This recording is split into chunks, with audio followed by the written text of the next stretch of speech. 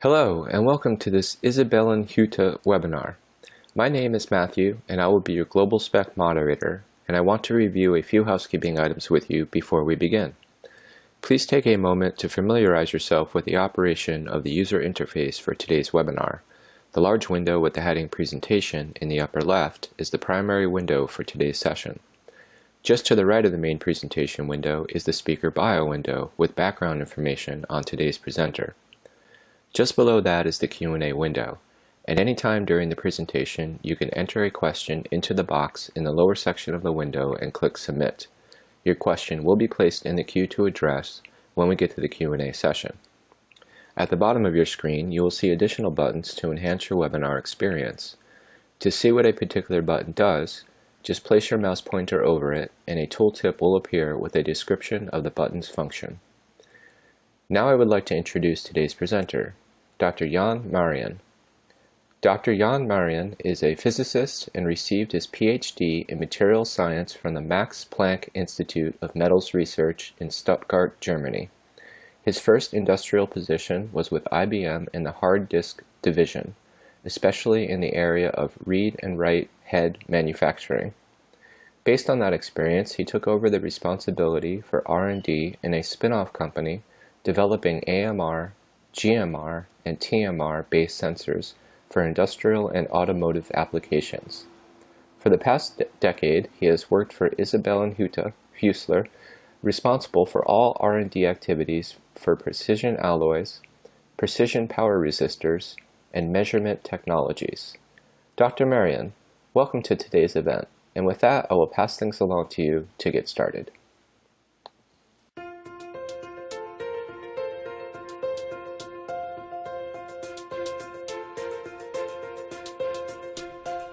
Now is not the time to stand still. How will you keep up with the evolving demands of your customers? The expectation to continually reduce costs and get to market faster than the other guy. Every day, a revolution. An unending search for better answers, for new solutions. To compete in today's conditions, you need a supplier who not only provides high-performance products, but can also back them up with the support you need to avoid risks. That supplier is Isabellenhuette.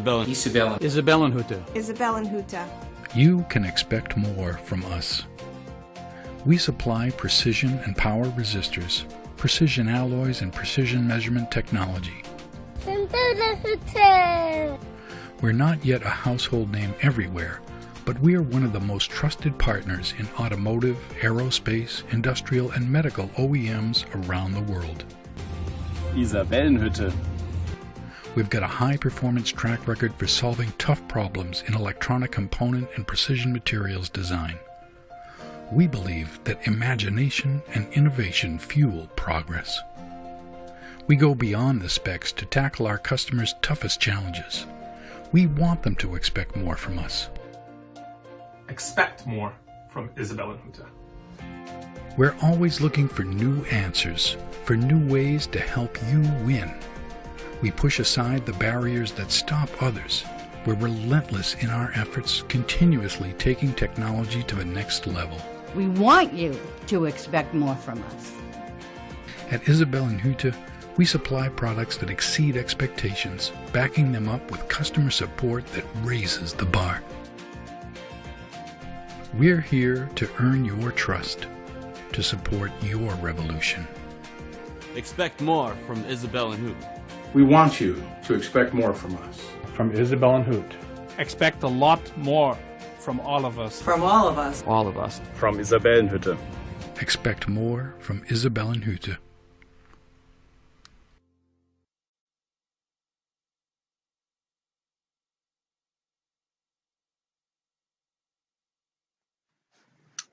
Welcome everybody to my presentation about challenges and solutions to integrate shunt-based sensors in high voltage battery applications. But first let me mention that I'm really impressed about the interest in this presentation, and I'm overwhelmed about the huge number of participants which are logged into this webinar. Let me please first start with a short motivation why we are talking about electrifying vehicles. Now, if we are looking onto this graph, you see the amount of human-based CO2 emitted into the atmosphere over the last 150 years. And as you see, we are reaching now a level of nearly 35 gigatons per year, which are contributing to the global warming. And if you see the extrapolation into year 2040, you see that if we do not take any measures, the amount will still increase.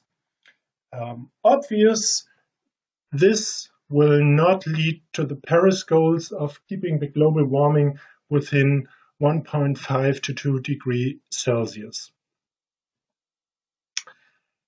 If we are looking into the contributions of the different sectors to the CO2 emissions, you see that road transport is a quite important, or even the biggest single sector contributing to the CO2 emissions.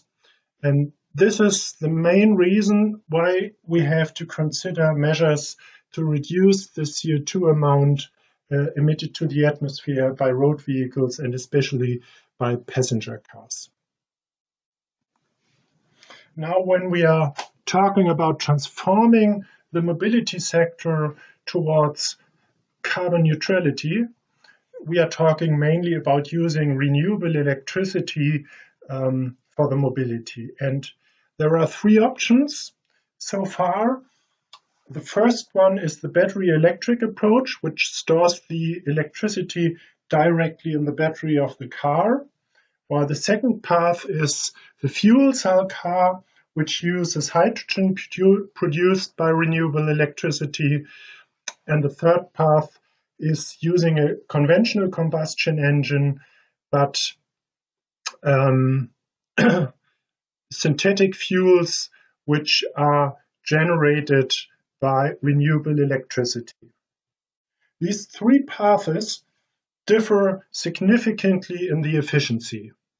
For the direct charged battery electric car, the efficiency is 73%, while for the hydrogen path, you will end up with an overall efficiency of 22%, and the efficiency of the synthetic fuel path is even worse. Here you will end up with 13%.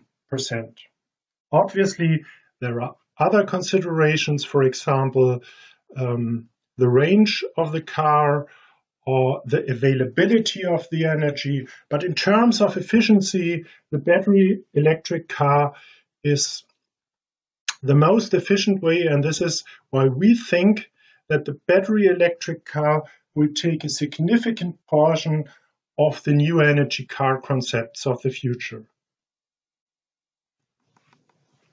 But there's another main driver towards battery electric car, and this is just economic driver.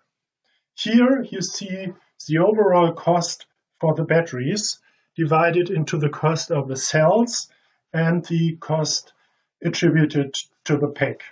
And as you see, there's a significant reduction in cost coming from 2013 of approximately $650 per kilowatt hour, going down to $176 per kilowatt hour in 2018.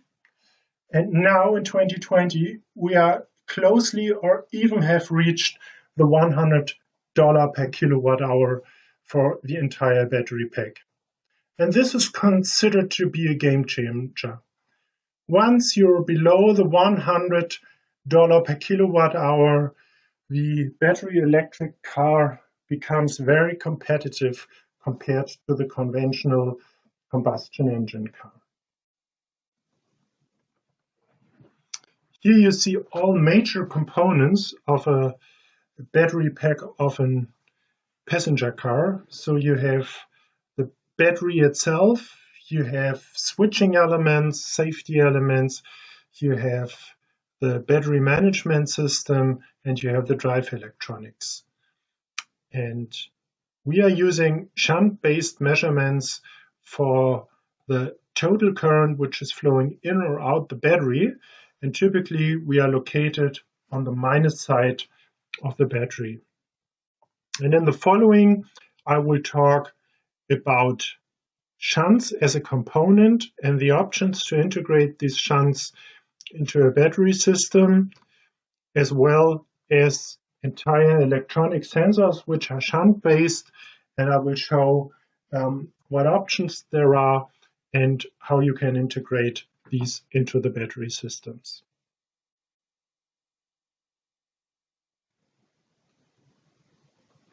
I think all of you know Ohm's law, which was described in 1821 by Georg Simon Ohm, and we basically use the voltage drop over a resistor to measure the current. However, to have a very precise measurement for a high current, you need a very low resistance value, and to make this a reliable and precise measurement over time, the resistance material which you use to form this resistor has to have specific properties. This is a high specific resistance. It is a low temperature coefficient, and especially it has to have a very low thermal EMF to copper, and obviously it has to show a very long time stability. And we are manufacturing these specific materials since more than 100 years.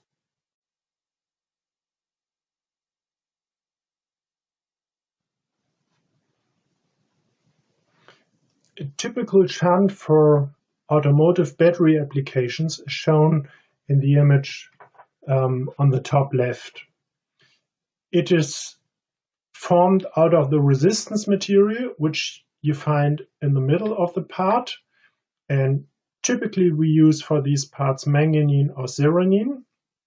And the geometry defines the resistance value of the part. And left and right, the copper leg is electron beam welded to the resistance material. The electron beam welding is a manufacturing process which is very reliable and especially cost effective for high volume parts.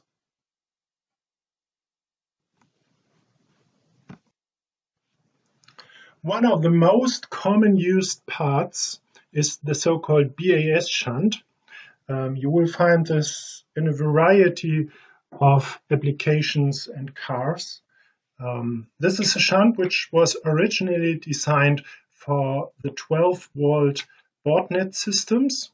It is capable of carrying continuous currents up to 350 amps. And if you go onto our webpage, you will find all the data sheets and all the information you need. This is a very proven in field, long used part, which is intended for use in battery management applications.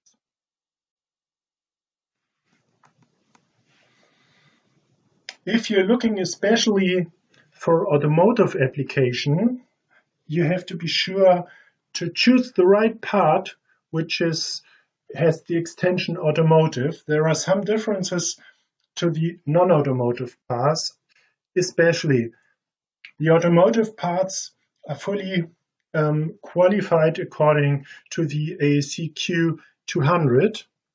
The automotive parts have a 100% end-of-line inspection and are going to a packaging machine, putting these parts into tubes so that you can use automated tooling for the assembly. It is a marked part, so we can provide 100% traceability, and as mentioned, it is in plastic tubes.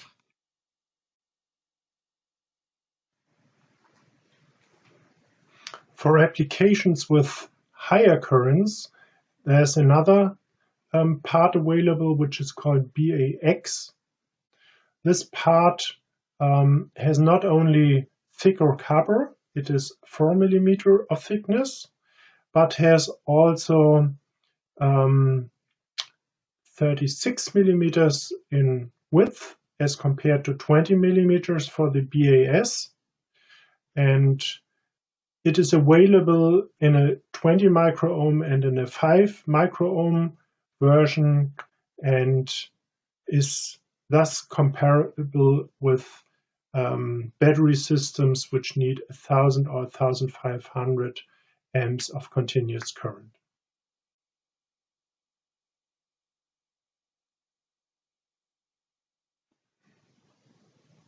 One major design consideration is how to join the electronics with the voltage drop of the shunt. And basically with the three options. On the left-hand side, you see the option 1, which is pins. These pins can be either soldered or welded or pressed in to the shunt, and then later on joined by pressing or soldering to the electronics. The second option is to directly solder the PCB onto the shunt. And finally, the third option is to use a flex cable, which is welded onto the shunt, and then using a connector to join it with the electronics PCB. Now, here I want to give you an example of the pin solution. We have formed special pins which can be joined with a shunt material. This is a very robust solution. You can put your electronics PCB on top of the shunt and use the soldering to connect your electronics with the shunt.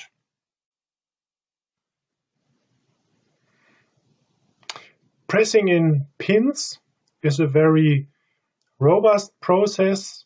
You have a very high mechanical stability of the pins, and it is a solution which is quite common spread in the field.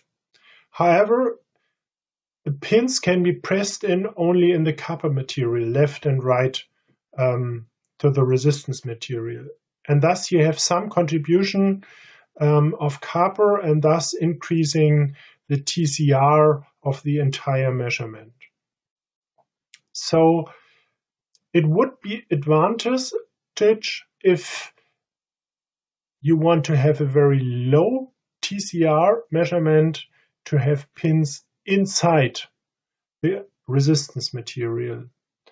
And this leads to the approach I'm showing here on the right-hand side, which is a metal injection molded part of resistance material which integrates the pins within the material.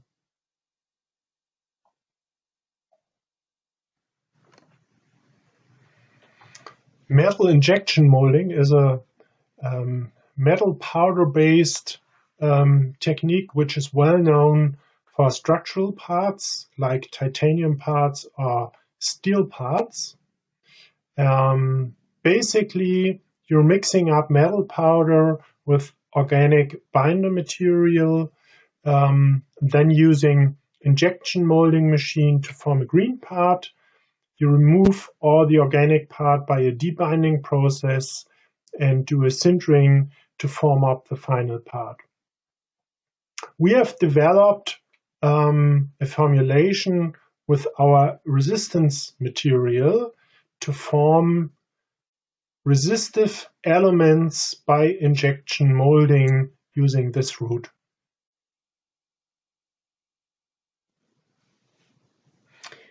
Any geometry which can be realized by injection molding can be now used as a sensing element or a resistance part of such a resistor. To show how complex such a part could be, we've made this demonstrator, as you see here, which integrates not only the resistance part itself, but also the press-in pins. And we've shown that we can follow up the engineering loop, do the tool construction, and finally have a very robust and mass manufacturable part.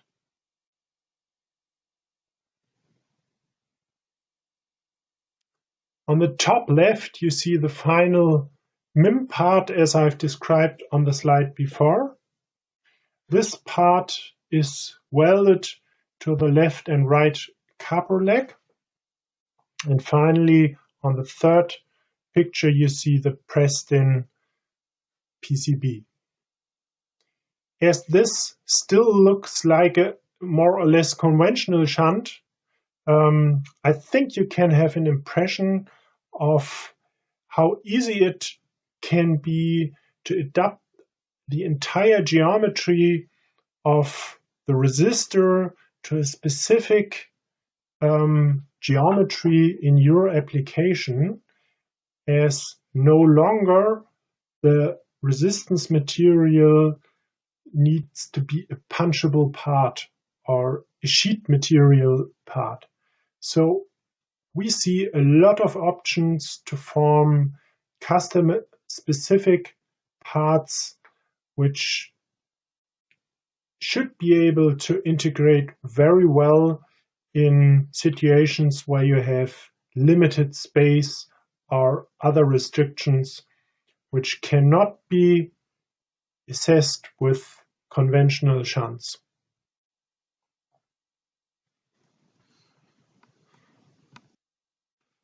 The shunt does not need to be integrated with the electronics only, but also with the conducting elements. So this is the other part of integration. So typically you have cables or bus bars and you have to connect the shunt. And here I would like to discuss an interesting approach we have.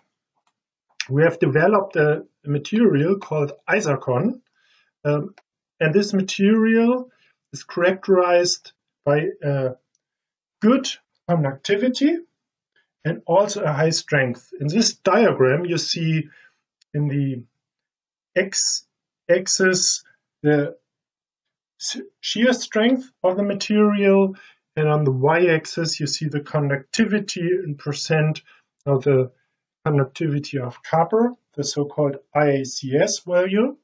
So on the top left you see copper with a shear strength of about 200 megapascal and the reference value of 100% conductivity. And typically, if you're using steel or other elements which have a much higher strength, then you're losing a lot of conductivity.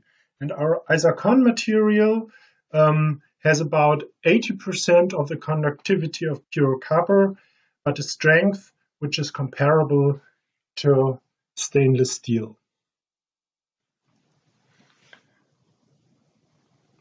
So here you see for the Isarcon material, it has 80% of IECS value as compared for stainless steel of 3% IECS or brass with typical 25% of IECS. On the other hand, the tensile strength is about 530 megapascals, which is more than double of pure copper. What is the benefit of this material? It has two main properties which makes it very attractive for the integration in high current systems. On the one hand side, as I mentioned, it has a conductivity which is close to copper.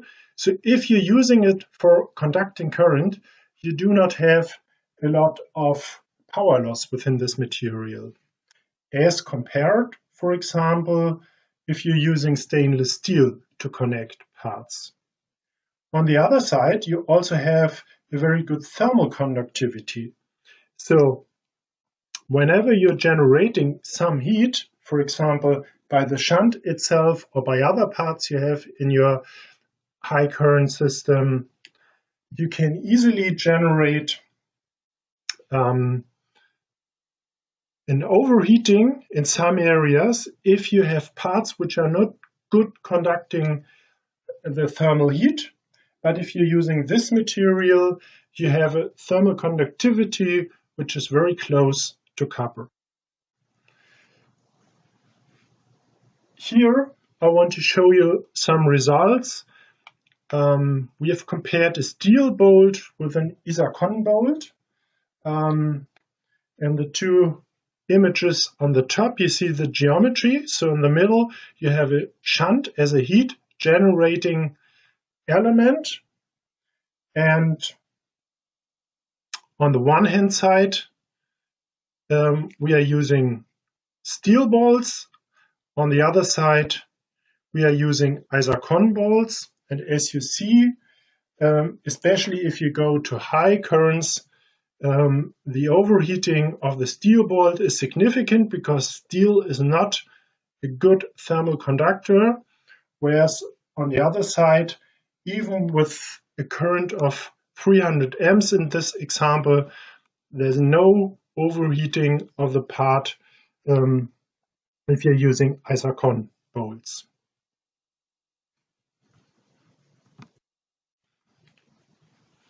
It is not only bolts or press-in parts which you can form by this material. We can also make screws and nuts and washers out of this material. And here you see just some examples, and you can use this material to fasten bus bars, for example.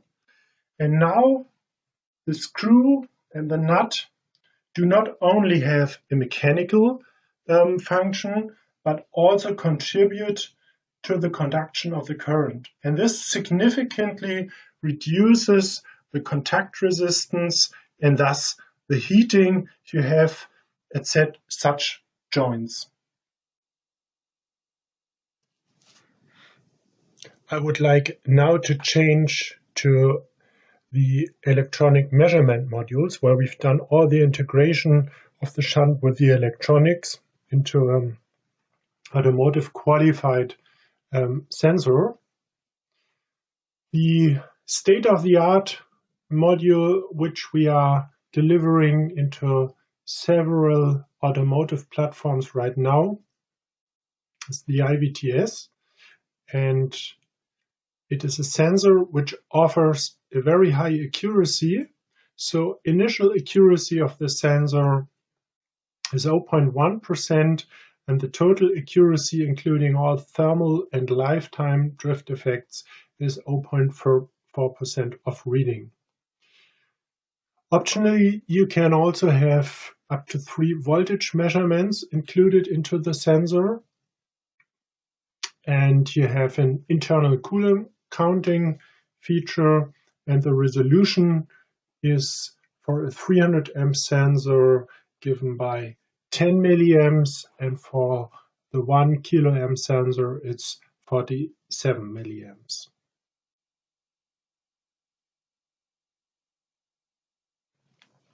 This sensor family is fully qualified for automotive applications, and you see here the list of all the reliability testing, of the environmental testing which this product has undergone.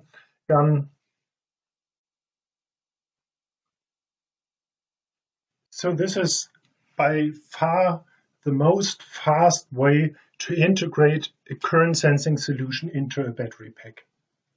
Now, this is an electronic sensor which communicates over CAN connection to the battery management system. It is highly configurable, and you get all the voltage and current information just by CAN messages over the CAN bus to the battery management system.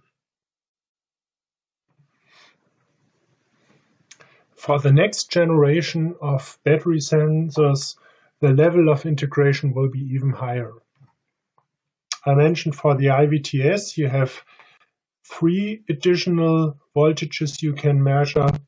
We will extend this for the measurement of up to 6 voltages. This enables the sensor not to measure the stack voltages on the DC pack side, but also on the DC link side, which is right to the relays. And in addition, we will add an isolation monitoring system. High voltage system in cars have to be monitored that there's no resistive or capacitive coupling to the chassis ground. And by adding only a few components, especially 3 switches and a resistive link to the chassis ground, we enable our sensor to do this monitoring both for the DC pack and the DC link side. In today's topologies, this functionality is typically found in the battery monitoring system. However, with this configuration of integrating the isolation monitoring system into the battery sensor, you have all high voltage related measurements in one sensor, and the battery management system thus becomes a system which is only related to the 12-volt system and does not include any high voltage systems anymore. This is a very cost-effective topology. So we will offer 2 products. One is just a current sensor, which will be called IVT 3.0, and the Pro version, which includes up to 6 voltage measurements and the isolation detection. The second big part for this sensor will be that it will be completely developed to the ISO 26262, which means this is a functional safety part, and the current measurement will be according to ASIL C, the voltage measurements according to ASIL B, and the isolation detection according to ASIL A. So I think a lot of you know that for automotive electronics, functional safety is a very important thing. And this will be one of the first series part of the shelf available, which offer current sensing, voltage sensing, and isolation monitoring integrated into a small compact sensor and developed against this functional safety norm of the ISO 26262.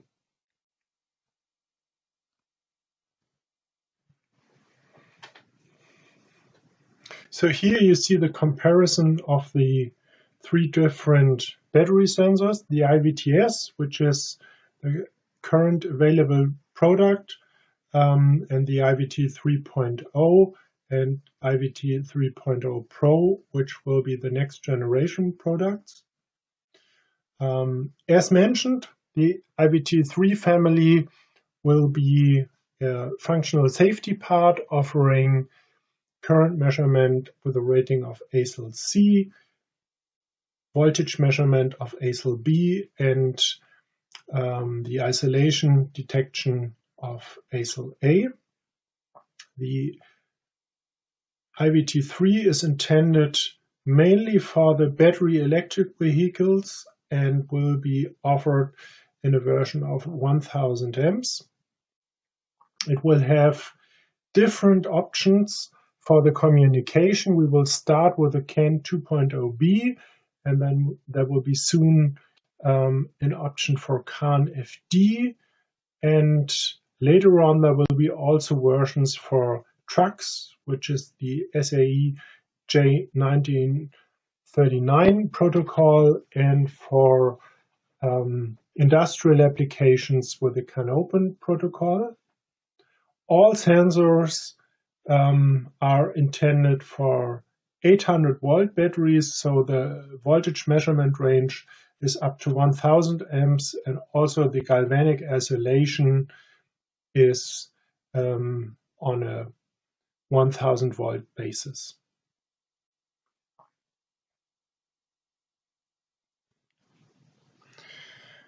So I hope I have shown you a lot of options to integrate shunts into HV battery systems, either components or entire sensors, and I'm looking really forward to your questions. Thanks a lot for your attention.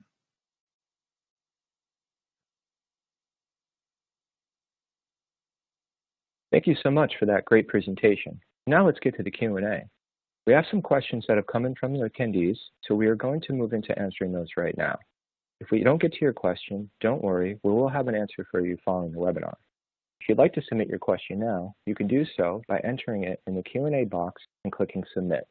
We'll try to answer it before the close of the session. Okay, now for our first question. Why are shunts the predominant technology for current sensing in high voltage batteries? Okay, thank you for that question. So there's a combination of different requirements which are perfectly fulfilled by the shunt. On the one hand, you need a very precise measurement even at low currents. On the other hand, you need to have the measurement ability of very high currents at overcurrent levels. So it's on the one hand side the huge range of currents from milliamps and at the low end several thousand amps in overcurrent range. And this combined with the exceptional precision of shunt-based measurement makes it the perfect solution for high voltage batteries. So as the main task for the battery sensor is to give an idea of the charge of the battery, and this is done by integrating the current over the time. Every offset error or other error attributed to the measurement would be integrated and would lead to a wrong state of charge of the battery, and thus the shunt is really beneficial at this point of time compared to any other technology. Great, thanks for that. And I just want to remind the audience, you can now submit your question by entering it in the Q&A box and clicking Submit. We are on right now with Dr. Jan Marja and additional team members supporting the Q&A session. So now is your time to talk to the experts. Okay, our next question from the audience. Regarding the connection of the shunt to the electronics, what technology do you recommend? Okay, also an interesting question. So we've presented some different options, but our preferred solution is really to have a soldering of a PCB onto the shunt. This option we choose because you have a very low EMI as the loop you span off from the sensing of the shunt inside the electronics is minimized as compared to any other solution. And it is a very robust and reliable connection. So this is our preferred solution. Excellent, and thank you for that. And again, I want to remind the audience, you can enter your question now in the Q&A box and click Submit, and we will try to get to it before the close of the session. At this time, I just want to remind the audience that you can download a copy of the slides in PDF format by accessing the Resources tab on the bottom of the player window, and you should have a download to the PDF copy of the slides. All right, great. Now, next question from the audience. What's about the issue of power dissipation of the shunt?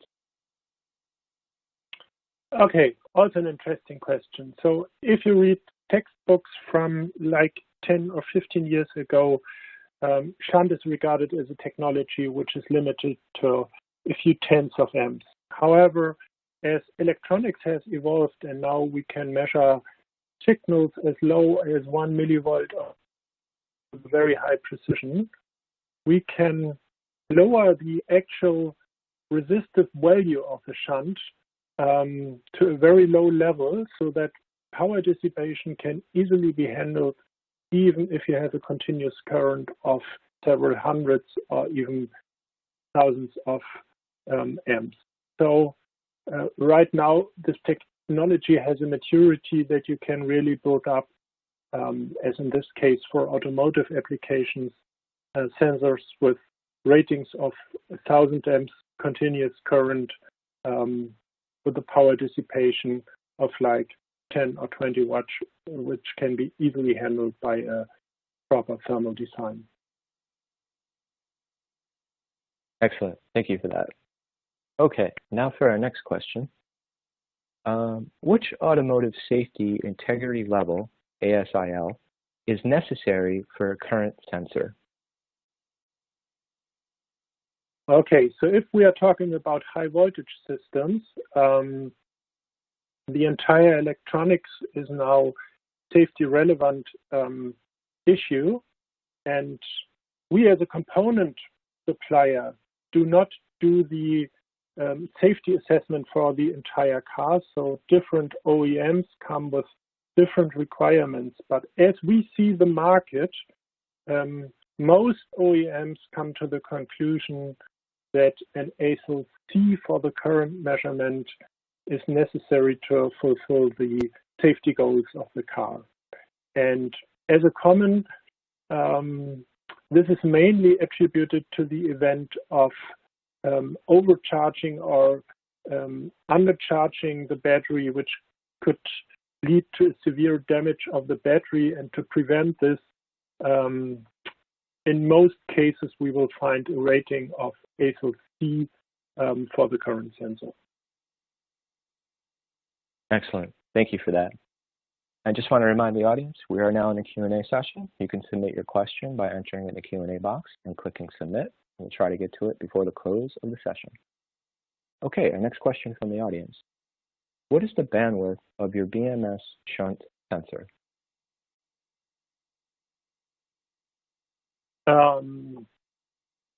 Typically, we are, sorry, could you repeat the question, please? Absolutely, yes. Just so the audience knows, as we're trying to answer questions, we're seeing more come in from the audience. Please keep them coming. Yeah, absolutely, Doctor. So the question is, what is the bandwidth of your BMS shunt sensor? Yes, typically we have a low path at the entrance to the ADC because the typical sampling required for a BMS system is an output range of 1 kilohertz. So we typically have a 3 dB at 3 kilohertz. And the output of our digital sensors, like the IVTS, is also typically rated at 1 kilohertz.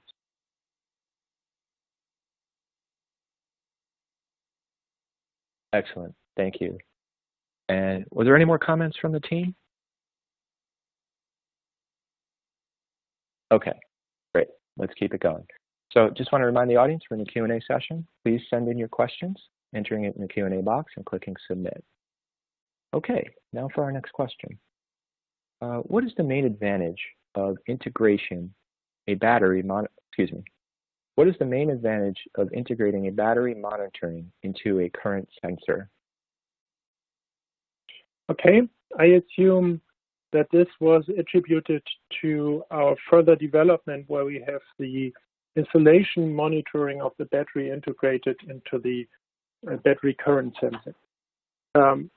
I think the main advantage of this development is that you can keep all high voltage related measurements within one sensor. So you have the current measurement, which is at high voltage potential. You have all the voltages in the battery system, which are required for safety diagnosis, and you have the insulation monitoring of the battery pack to the chassis base.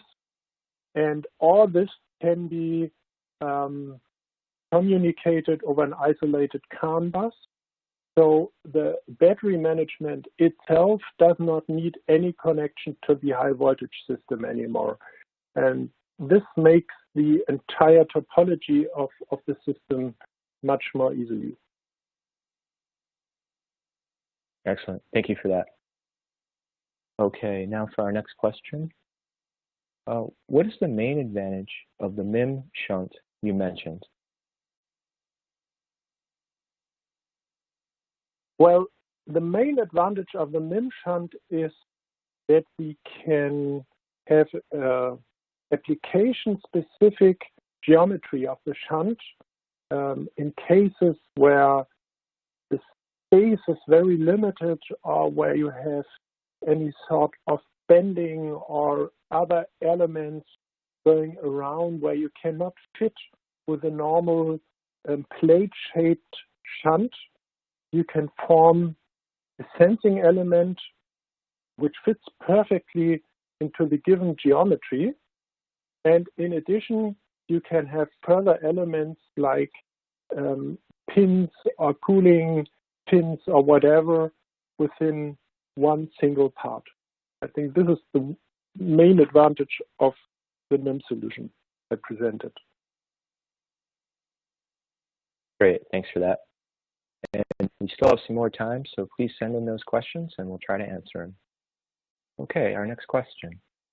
Can you please comment on the different options for the surface finish of the shunt? Oh yeah, thanks for this question. So typically, the simplest surface option we have just bare copper. And bare copper is in a lot of applications quite fine option because also it's the lowest cost option you can have. However, you have to take care a little bit of not oxidizing the surface. And this is the reason why sometimes we have other surface finishes. So what we like as a surface finish is a nickel-coated surface because this is a very stable surface and it also fits well with typical bus bar finishes. And also tin-coated surface finishing is available. This is a very soft coating and you will also find a lot of applications where you have tin-coated bus bars, and tin to tin connection is also a very reliable and especially for very high currents, very recommended surface finish of the shunt. Excellent. Thank you for that. Mm-hmm. Okay, let's see what we have. Okay, another question that came in from the audience. For IVT-3.0 Pro, is the isolation detection measurement active or passive? Additionally, when will this product come to market?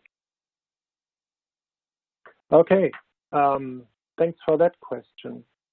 So the isolation detection will be an active one, and maybe I comment on this because normally active insulation detection is associated with beneficial technical properties, but also with high price. And I think the striking feature of the IVT 3.0 Pro is that we have found a configuration where we can offer the active insulation monitoring without too much additional cost, because of the integration we have in that part.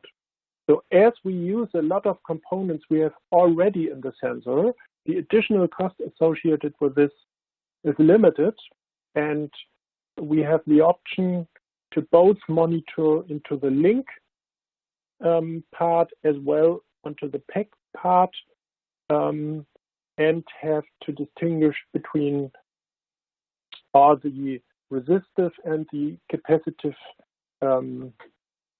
components of the insulation failure. The second part of the question was when this product will come to market.